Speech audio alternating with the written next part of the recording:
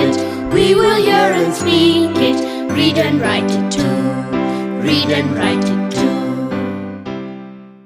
We learn English for class 4. आम्ही इंग्रजी शिकतो इयत्ता 4साठी. निर्मिती centre for learning resources Pune. प्रस्तुती शिक्षण विभाग जिल्हा परिषद अहमदनगर. लेसन 1. मित्रमैत्रिणींनो, हा कार्यक्रम तुमच्यासाठी आणि माझ्यासाठी तयार केलाय, कारण आपल्याला सहजपणे इंग्रजी बोलणं शिकता यावं म्हणून. ह्या कार्यक्रमाचं एक खास वैशिष्ट्य आहे. ह्या कार्यक्रमात तुम्हाला फक्त ऐकायचंच नाहीये. बघा हां, तयारीत राहा, कारण कार्यक्रम ऐकता ऐकता तुम्हाला सुद्धा इंग्रजीत बोलायचंय. तुमची रेडिओ टीचर सुनीता मावशी तुम्हाला जसं सांगेल त्याप्रमाणे तुम्ही करायचंय आणि इंग्रजीत बोलायचंय सुद्धा. म्हणूनच सांगतो, कार्यक्रमात जे काही शिकवलं जाईल ते नीट ऐका बरं का. मी सुनीता घोरपडे. मुलं मला सुनीता मावशी म्हणतात. रंजना आणि संतोष हे माझे शेजारी आहेत. संतोष अगदी शांत, शहाणा, जबाबदार, जरासा भोळा, तर रंजनाची सारखी घाई, गोंधळ, बडबड. पण ती हुशारही आहे बरं का. बघालच तुम्ही. माझ्याकडे एक पाहुणा आलाय, त्याचं नाव शरद. 1 नंबरचा धडपड्या आणि विसरभोळा. त्याला मराठी येत नाही, तो इंग्रजी बोलतो. रंजना आणि संतोष त्याच्याकडून इंग्रजी शिकणार आहेत. तुम्ही ऐका आणि तुम्ही पण शिका. नमस्ते सुनीता मावशी, येऊ का आम्ही? अरे संतोष आणि रंजना, या या. नमस्ते. मुलांनो, काय चाललंय तुमचं? सुट्टीत मजा करताय ना? हो, धम्माल. मुलांनो, तुम्हाला भेटायला इथे एक पाहुणा आलाय बरं का. हा शरद, आमच्या राहुलचा मित्र, आमच्या घरी राहायला आलाय. ओ सॉरी अरे हळू हळू शरद, सारखा धडपडतो हा. Be careful Sharad. Come come and meet the children. Hello नमस्ते. नमस्ते. ह्याला मराठी येत नाही, पण इंग्रजी मात्र छान बोलतो. तुम्ही पण शाळेत शिकलाय ना इंग्रजी थोडं थोडं, मग बोला त्याच्याशी. काय विचारणार त्याला? What is your name? Sharad. बरं का संतोष आणि रंजना, तुम्ही शरद दादा म्हणायचं हं. शरद दादा. What is your name? Ranjana. What is your name? Santosh, तुला विचारतोय तो. काय? What is your name? My name is Santosh. My name. ए रंजना, गप्प बस जरा तू. घाबरतोस कशाला संतोष? नीट बोल की. बरोबर म्हणालास तू. Say it again. My name is Santosh. छान. Good. Ranjana, how old are you? म्हणजे मी किती वर्षाची आहे असं विचारतोय का हा? मी 10 वर्षाची आहे असं सांगू का त्याला? How old are you? I am 10. How old are you Santosh? I am 11. ए रंजना, हसतेस काय? I am 11. How old are you Sharad दादा? I am 19. किती वर्षाचा आहे कळलं? हो, 19 म्हणजे 19. आता काय विचारू? त्याला विचार की कुठे राहतो तो. तू विचार की. नाही, तू विचार. शरद दादा, where do you live? I live in Chennai. I live in Vadgaon. मी पण. I live in Vadgaon. Which school do you go to, Ranjana? Vivekanand school. ए, तुला कसं कळलं त्याने काय विचारलं ते? अरे, स्कूल म्हणाला ना तो, म्हणजे शाळेचे नाव विचारले. हो, which school do you go to म्हणजे तू कोणत्या शाळेत जातेस? Santosh, which school do you go to? Vivekanand school. Oh, sorry. आई बाबा, हळू हळू पडू नकोस. Be careful. Don't fall. Sharad, किती धडपडतो नाही हा. हो, पण इंग्रजी काय झक्कास बोलतो. सुनीता मावशी, शरद दादा आम्हाला आणखीन इंग्रजी बोलायला शिकवेल का? Sharad, will you teach them some more English? Okay, sure. मुलांनो, तुमचा शरद दादा इथे 1-2 महिने राहणार आहे. तो तुम्हाला इंग्रजी शिकवेल आणि तुम्ही न लाजता न घाबरता इंग्रजी बोलायचं. हं? हो. Okay, sure. पाठाच्या या भागात आज ऐकलेले काही इंग्रजी शब्द आणि वाक्य तुम्हाला पुन्हा ऐकायला मिळतील. आम्ही अगदी हळू बोलू, तेव्हा नीट लक्ष देऊन ऐका. हं. टीचर, ही वाक्य वहीत लिहून घ्याल ना, म्हणजे पुढच्या भागात सराव करणं सोपं जाईल. What is your name? Maya. How old are you? I am 10. Where do you live? Vadgaon. Which school do you go to? Vivekanand school.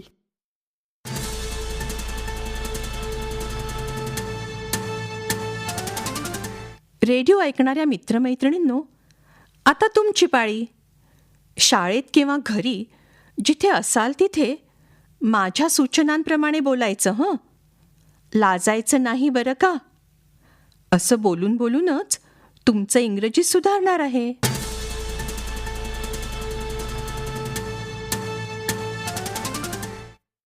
एखाद्याचं नाव कसं विचाराल? आधी प्रश्न नीट समजून घ्या. What is your name? What म्हणजे काय? तुम्हीही सर्व हा प्रश्न माझ्यानंतर एकत्र विचारा. What is your name?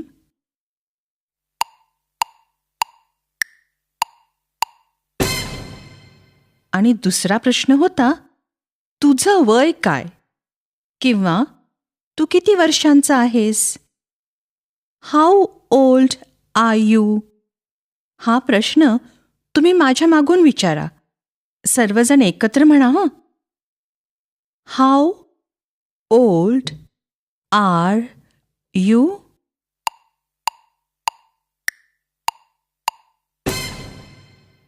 आता घंटा वाजली की टीचर एका मुलीला किंवा मुलाला उभं करतील.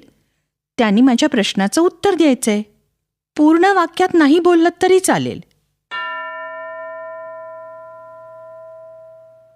एका मुलाला उभं केलंत का? आता उभं राहिलेल्या मुलांनी या प्रश्नाचं उत्तर द्यायचंय. What is your name?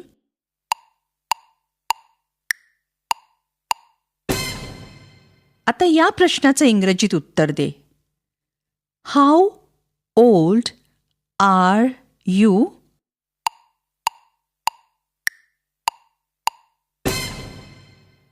Good. आता पुन्हा घंटा वाजली की टीचर दुसऱ्या एका मुलीला किंवा मुलाला उभं करतील. त्यांनी माझ्या प्रश्नाचं उत्तर द्यायचंय. टीचर, एका मुलाला उभं केलंत ना.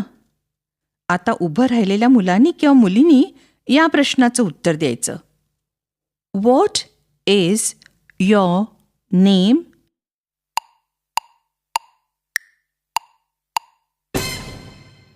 आता ह्या प्रश्नाचं उत्तर इंग्रजीत दे. How old are you?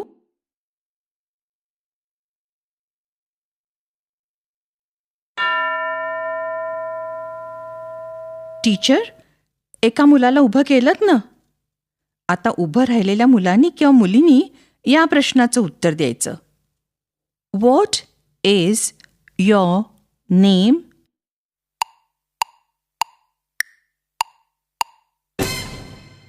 आता ह्या प्रश्नाचं उत्तर इंग्रजीत दे.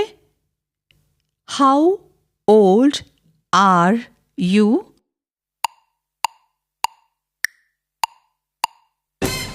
आणखीन काय शिकलो आपण?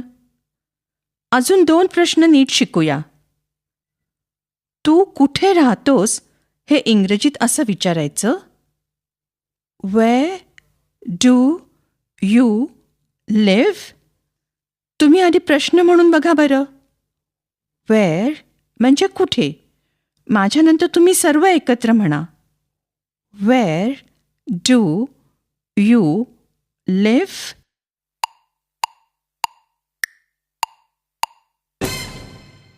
आणि दुसरा प्रश्न आहे शाळेबद्दल. स्कूल म्हणजे शाळा. Which school do you go to? म्हणजे तू कोणत्या शाळेत जातोस. तुम्ही आधी प्रश्न म्हणून बघा. माझ्यानंतर एकत्र म्हणा. Which school do you go to?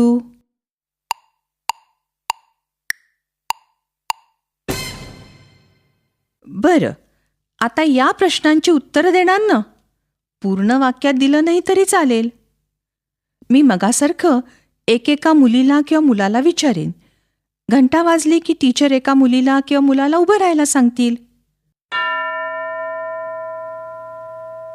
एक मूल उभं आहे ना? माझा प्रश्न ऐक आणि उत्तर दे. Where do you live?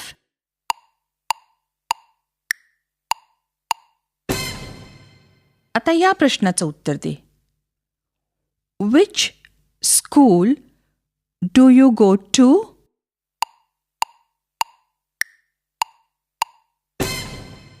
आता दुसरं एक मूल बोलेल बरं का. घंटा वाजल्यावर टीचर एका मुलाला उभं करतील. एक मूल उभं आहे ना? प्रश्न नीट ऐक आणि उत्तर दे. Where do you live?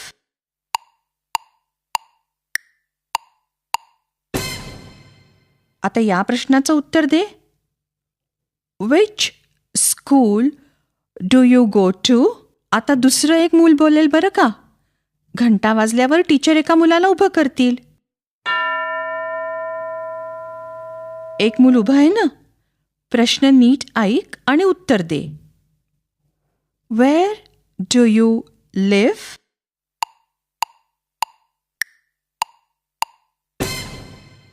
आता या प्रश्नाचं उत्तर दे.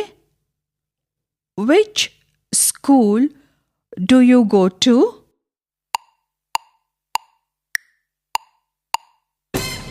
प्रश्न आणि उत्तरं लक्षात राहतील ना? बरं तर, आता काही मुलांनी जसा सराव केला तसाच सराव टीचर इतर मुलांनाही करायला देणार आहेत. रेडिओ बंद करून 15 मिनिटं टीचर हा सराव घेतील. आणि टीचर पुढच्या सर्व पाठांच्या वेळी रेडिओ काढून तयार ठेवायची जबाबदारी एका मुलीला किंवा मुलाला द्या. मग जर कधी तुम्ही शाळेत नसाल तरीही मुलं कार्यक्रम ऐकू शकतील. मुलांनो, आता टीचर तुमचा सराव घेतील. आपण भेटूया आता पुढच्या पाठाच्या वेळी. नक्की ऐका बरं का. I learn English. I learn English. So do you. So do you. We will hear and speak it. We will hear and speak it. Read and write it too. Read and write it